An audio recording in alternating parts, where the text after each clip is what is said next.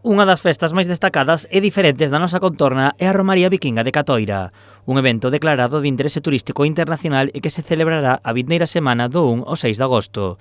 A festa comezará o martes e mércores coa obra de teatro Un neno vikingo, nas Torres do Oeste.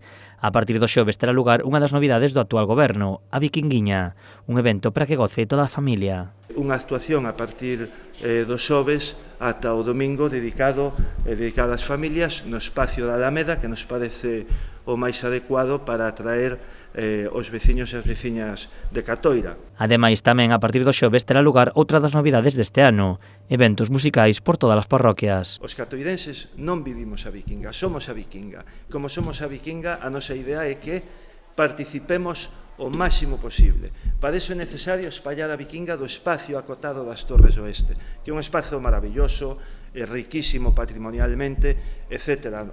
Pero tamén están as aldeas que teñen o seu patrimonio. Os concertos musicais, as Viking Songs, comezarán o venres con Luar na Lubre e Scald e continuarán o sábado con Bloody Sunrise, Celtas Cortos, daqui da Ría e Lontreira. Precisamente o último é o Día Grande, coa dramatización do desembarco vikingo no que nesta edición participarán ata 7 barcos. É difícil de establecer un récord de participación de público, porque nunca sabes como vai a vir. O que sí temos é asegurado unha cantidade importante de vikingos e vikingas, non? E iso xa é unha parte actoral importante. O cartel correu este ano a cargo da catoirense Nuria Bouzas. A artista creou un debuxo con protagonismo femenino. Porque, exceptuando un par de casos, en todas as 63 edicións da Romaría, pois, a presencia da muller é escasa, e ao mesmo tempo pois, tamén queríamos recalcar os elementos máis icónicos tanto da Romaría Vikinga como do pobo catoirense.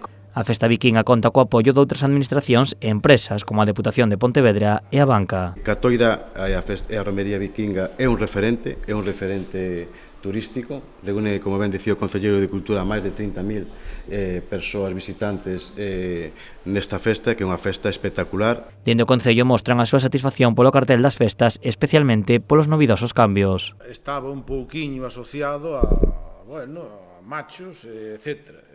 Os procesos de cambio temos que inicialos precisamente con actuacións como a de Nuria e actuacións como incluir o da Vikinguiña.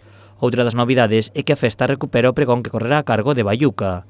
A Romaría pecharase o domingo na Alameda coas actuacións de Clara Pino e Pablo Vidal e de Tor.